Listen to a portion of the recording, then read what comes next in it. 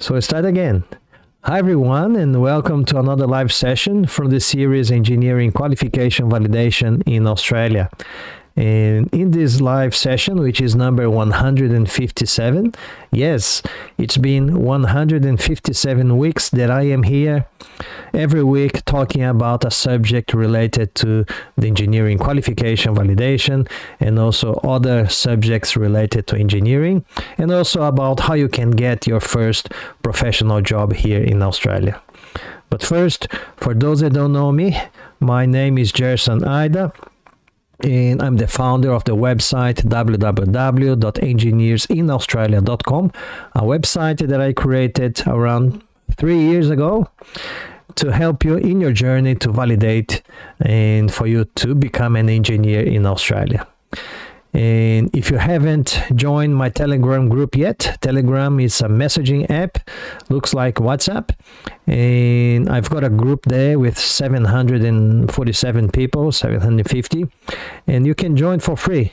The link is in the comments in Instagram, YouTube, and Facebook as well. So I'm going to be answering some questions that I received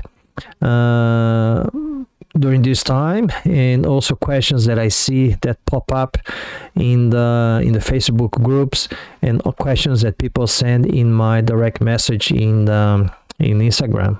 So there's a lot of questions, and I try to stick for the 30 minutes of the live session. So I've selected few questions, and I hope that I can clarify few things. And if you have any question, please, you can start writing in the comments right now, and then during the live session I will be answering those questions.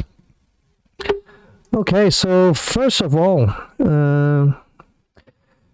one question that I selected here, very common, people ask me many times, what are the pathways for the validation? So which different ways do overseas engineers have to become an engineer in Australia? So Engineers Australia is the entity that validates your qualification here in Australia. In Engineers Australia, they have different pathways. So there is the pathway that when you study here in Australia in a recognized Australian qualification degree, let's say that you do civil engineering here in Australia in a recognized qualification, so you can use pathway, the Australian qualification. So that's easy enough. You come here, you study university degree, let's say civil engineering. Once you graduate, obviously if that course is accredited and recognized by Engineers Australia, you just need to go to Engineers Australia, and then you can register yourself as a member of Engineers Australia. So that's pathway number one. Pathway number two, actually pathway number 2, 3, and 4, they are under the International Engineering Alliance. And there are 3 types of accords under the International Engineering Alliance. The first one is the Washington Accord, that is for the professional engineers. And then there's the Sydney Accord, which is for the engineering technologists, and also the Dublin Accord, which is for the engineering associates or technicians. So there are several countries, about 25 countries, that they are full signatories of those accords. And if you graduated in one of those countries on or after a year that the country became a full signatory of that accord, you can apply under that accord. So let's say that you graduated in, let's say, United States. And United States, I don't remember when, but it was a while ago, was before the year 2000. Let's say that you graduated in 2010 in the United States, and then you come to Australia, you can apply under the Washington Accord and get validated your engineering qualification from the United States and become a member of Engineers Australia. That is under the Washington Accord for professional engineers, Sydney Accord for the engineering technologists, and Dublin Accord for the engineering associates. But if you are not graduated here in Australia, if you are not graduated in those countries where they are a full signatory of those accords, you will have to do the pathway number 5, which is the CDR pathway, the Competency Demonstration Report, which is obviously the majority of countries in the world. They are not signatories of those accords. Therefore, you need to do the Competency Demonstration Report, CDR pathway. And for those ones from, where are you guys from? Are you guys from Brazil? Are you guys from Colombia? Sorry. Are you guys from India, Pakistan? In some countries like India, Pakistan, they are already full signatories, but in some of them they are more recent. So if you graduated in, let's say, I think India before 2013 or something, you still need to do the CDR pathway. But you gotta check the date in the Sydney and Washington and Dublin Accord. But if you are from a country that is not full signatory, do we have anybody from Brazil? Probably we do, because I can recognize some of you guys here. If you are from Brazil, you will have to do the Competency Demonstration Report, because Brazil is not a signatory of those accords. All right. The other question that I usually get is, what's the possibility to get a job after the qualification validation? Well, the possibility obviously becomes better, because majority of the companies, I'd say the reputable companies, they will ask you if you are validated as an engineer. Especially if you are here in Queensland, because Queensland has a full registration scheme for engineers, for professional engineers. So which means that for you to provide professional engineering services, you will need to be not just validated, but also you need to be registered as a registered professional engineer of Queensland if you're not fully directly supervised, or if you're not following prescriptive standard. But majority of companies, they will ask you to be validated. Obviously, there are exceptions, and I know there's many people that probably saying, oh yeah, Jason, you're not saying, I've got a job and I was not validated. Yeah, it can happen. It can happen that some companies don't even know that there is a validation process. Unfortunately, Australia does not have the profession of engineer totally regulated. So which means that in some states, anyone can say that they are an engineer because there's no regulation. States like Queensland, which has a full registration scheme, it's full regulated. And then New South Wales and Victoria, they started the registration last year, but they're not full regulated. So they are working towards full regulation, but for the moment, it's just part of the engineering professions that they are regulated there. But in Queensland, it's full regulated.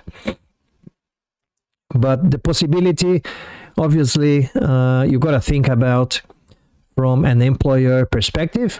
If you are applying for a job and if you are validated, think about the employer that will get, let's say, 50 applications for that job. Obviously, if there is just one position, the company will just choose one person. But to choose that one person, they're probably going to interview between 4 and 5 candidates. And they have 50 people, let's say, and they got to get down to 5. So which means that they got to eliminate 45 people. Who do you think they will be eliminating first? Are they going to eliminate those ones that are validated? Or if they see people that are not validated, which ones, if you were in the panel, which ones would you eliminate first? If you just have to shortlist 4 or 5 to be interviewed. Majority of panels of interviewers and recruitment panels, they will probably eliminate first those ones that are not validated. Because the remaining ones, they either going to be validated or they're going to be registered. There is also in Australia the National Engineers Register, so NER, which means that they are even in a level above the ones that are validated. So for the company, it's less risk if you shortlist those ones that are either validated or they are registered. So if you're not validated, unfortunately, your chances to get a job in a competitive recruitment process obviously is going to be much worse. But the possibility there's nowadays, especially if you are validated or registered, there's no shortage. Obviously, there's other components that will impact for you to get a job in terms of your working visa. How many hours can you work? Some companies, they appreciate that you're validated, but if you don't have rights to work full-time, perhaps they cannot engage you to work part-time. Some companies, they do. Sometimes they can engage you part-time. You can work 20 hours a week if you are an international student. And further down the track, perhaps they can then give you a sponsor, and then you will be able to work 40 hours a week. The other question that I usually get is there an expiry date for the Engineers Australia assessment in order to apply for the permanent residency? That's a very common question, and when you go to Engineers Australia website, they say that the assessment, the validation assessment itself does not have an expiry date. However, the Department of Home Affairs, or the Immigration Department, they do have a limit. I think is 3 years. Don't quote me on that, but I think it is 3 years. So what happens if you get validated, let's say today, and you take more than 3 years until you apply for your permanent residency? So what happens is that you just need to contact Engineers Australia and ask them that you need a new letter of the outcome, and Engineers Australia will give you a new letter. They will charge you an administration fee, which currently I think it is about, if you are here in Australia, you pay GST, the goods and service tax. You will pay $121 for Engineers Australia to issue a new letter. If you're not changing anything, obviously, if you're going to add one thing or another thing, there will be more fees that you will need to pay.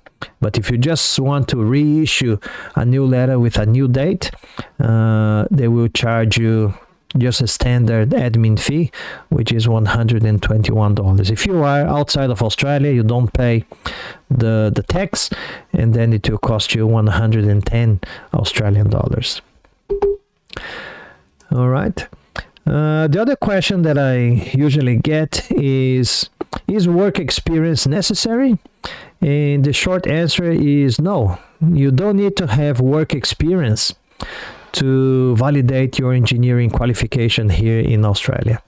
Engineers Australia is probably the only entity that does not require work experience. You can validate your engineering qualification just by utilizing your academic engineering experience.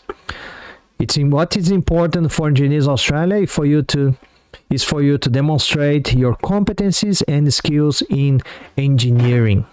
And it can be either the academic engineering experience or the work engineering experience, or both of them. You can use academic and work experience in engineering to validate your engineering qualification. Remember that you gotta write 3 career episodes.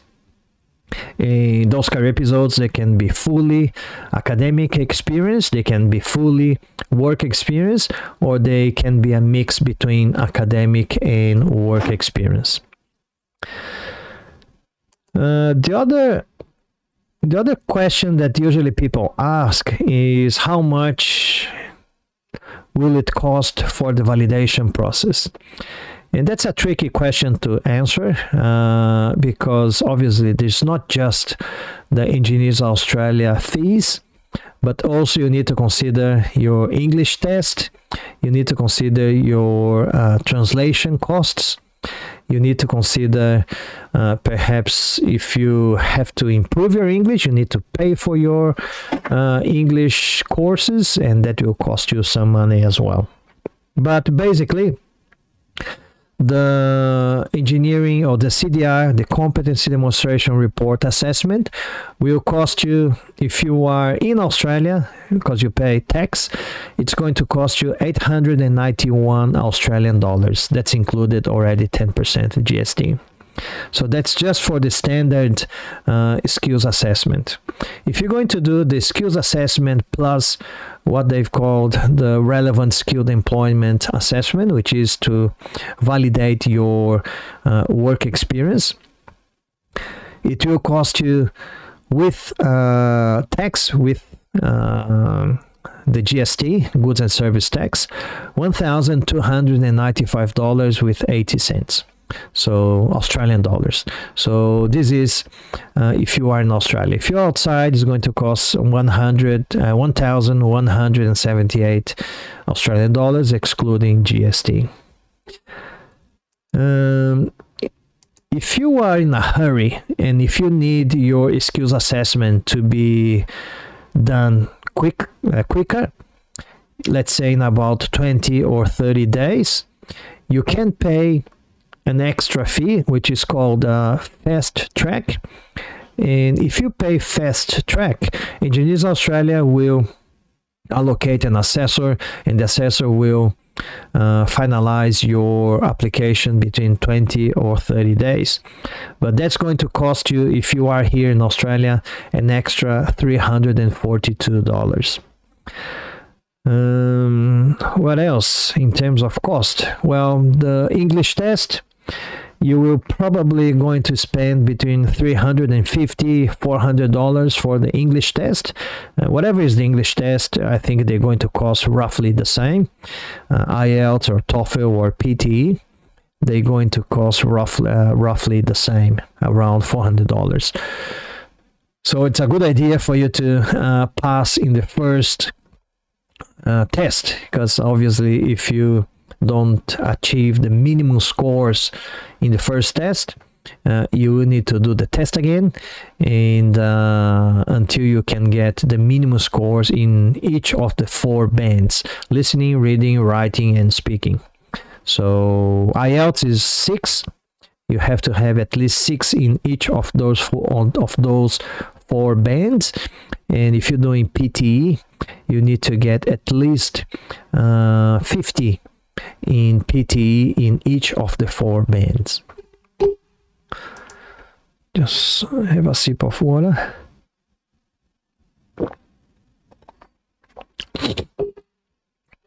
The other question that I usually get, that's a good one. Can I start the validation process without having the minimum English test score?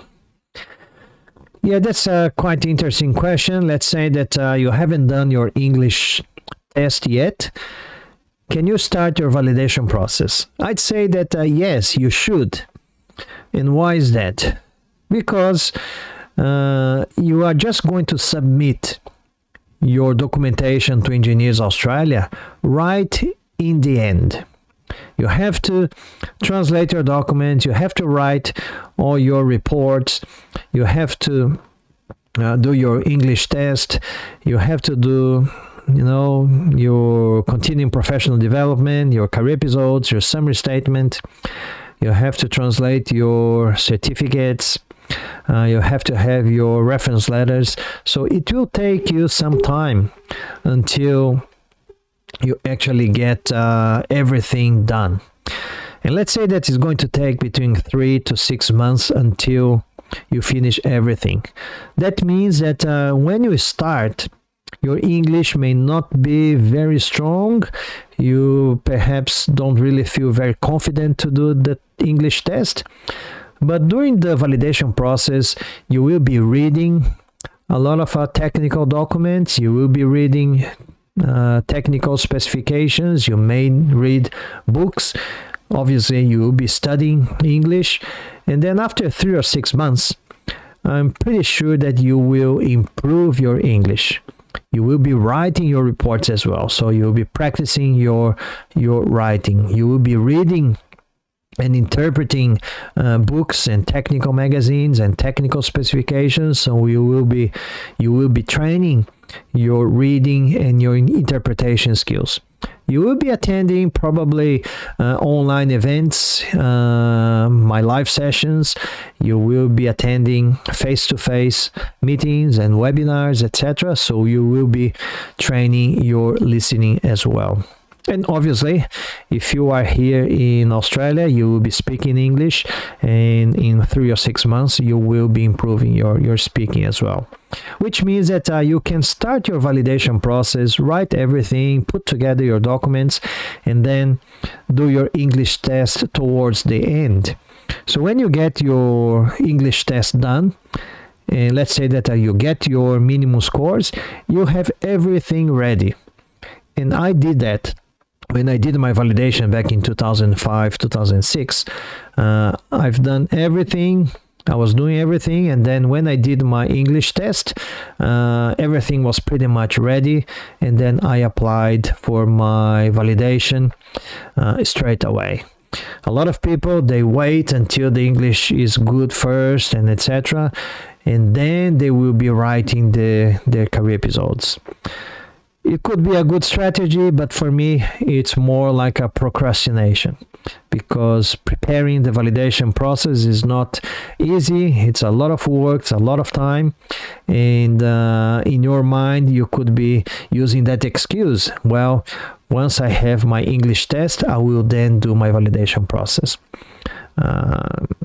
If you are the one that you can't really do a few things at the same time, perhaps you study English first and then you do your validation process. But if you want to really be smart and clever, I suggest you to do the two things at the same time, because you never know that maybe tomorrow you can get a job offer, a sponsorship offer, and you need to get your engineering qualification validated already.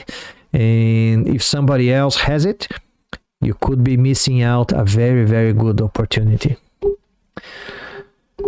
The other question that I usually get is, that's a very common question. I get this question pretty much every week. Would you help at the end of the writing to review if the written material is in the correct Engineers Australia format? Yeah, this week I also got a message from one engineer asking if I provide services, to provide some consulting services, to write kind of a forehand sort of consulting services. And the answer is no. I don't provide a one-on-one consulting service, and I don't help to write as well. One, because the booklet is very clear. It is plagiarism. You cannot get help to write your career episodes. If somebody offers you help, obviously it's up to you to accept or not.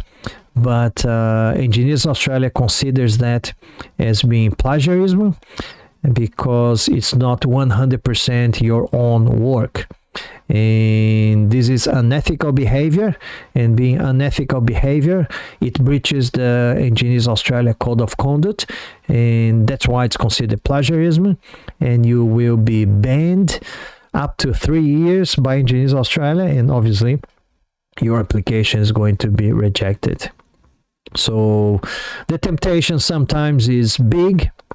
Sometimes people, they are a bit desperate, they need to finish quickly, and there's many people, there's many companies out there offering this type of service, that you send your resume and you send some of your projects, and they will write for you, they help you to write, but it's not good, because Engineers Australia, they will catch you.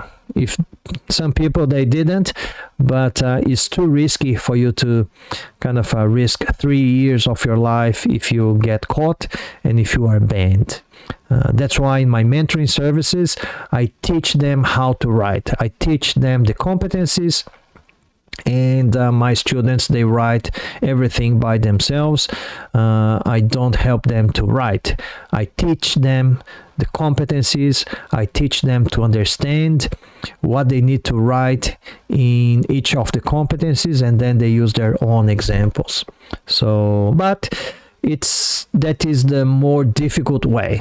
Some people, obviously, my students, they don't want to get caught by plagiarism, so that's why they become my students. But others, they prefer to choose the easy way, and that's up to them. I'm not here to say that what you should and shouldn't really do. I'm just alerting that when you get caught, don't ring me, don't ask my help, because I cannot help. And many people, believe it or not, many people come to me saying, Jason, I got caught.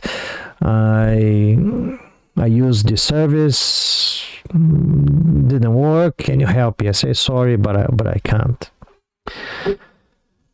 The other question that I get, which is very, very common as well, how to choose the best experiences for the career episodes to match with the competencies. Well, the first tip for you to choose the best experience for your career episodes is for you to read very carefully the definitions of the ANZ SEO, which is the Australian New Zealand Standard Classification of Occupations from the Bureau of Statistics of the Australian government. In that ANZ SEO occupation definition, you can find your occupation. For example, if you are a mechanical engineer, you will find the occupation definition for mechanical engineers under the ANZ SEO occupation definition. Once you read and understand that definition, it's very important that your experiences that you're going to choose to write your career episodes, they match and they align with that definition. If your experiences, they have nothing to do with the definition under the ANZ SEO occupation definition, change it, forget about it, because Engineers Australia, if it's different, if it doesn't match, Engineers Australia is likely to reject your career episode, and you will get a feedback that perhaps you need to rewrite your career episode because the experience that you utilized does not really match with the definition under the ANZ SEO occupation definition. Another hint for you to choose a very good career episode is to choose experiences that they are complex engineering experiences. Why is that? Because you need to remember that you have 16 competencies that you need to address. And if you use experiences that are very simple, not complex, you may not be able to address the 16 competencies because it's not going to be like a broad enough. It's going to be very narrow or very simple, very short, and you're not going to be able to elaborate and address those 16 competencies. Any other question here?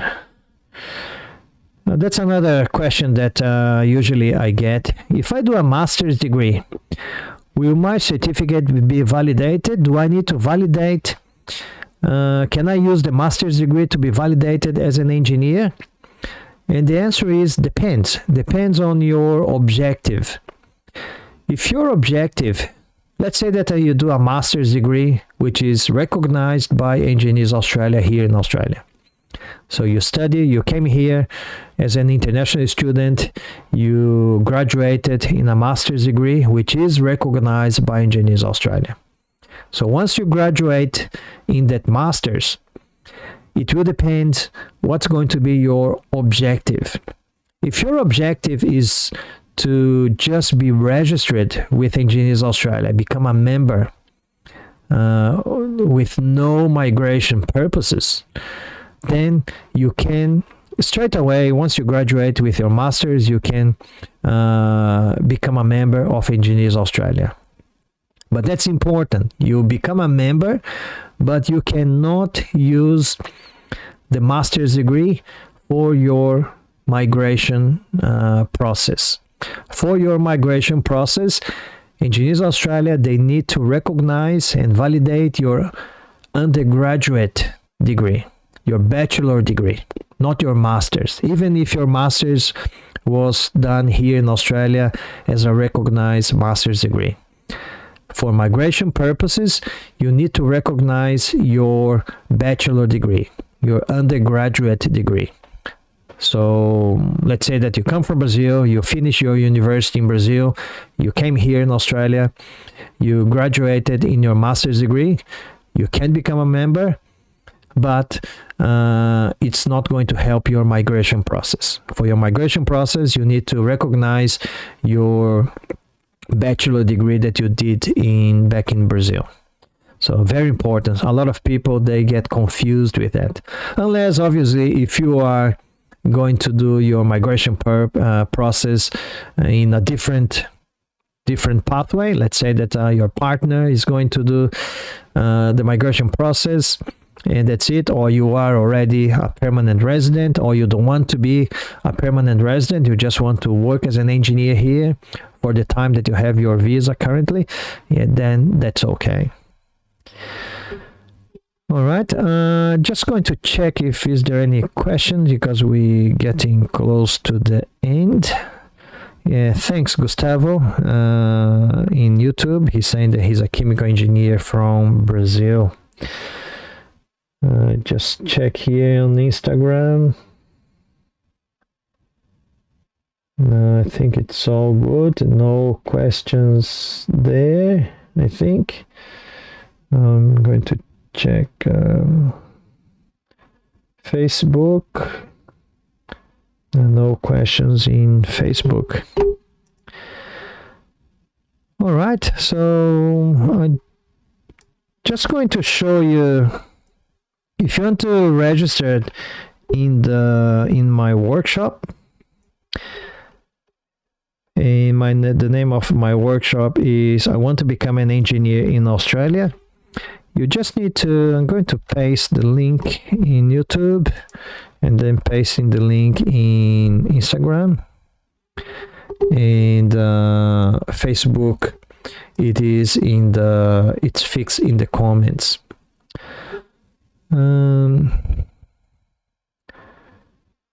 Kelvin in Instagram is asking a question there. Can I prove my work experience with a May company? May, I think it would be like a microempresa, something like that.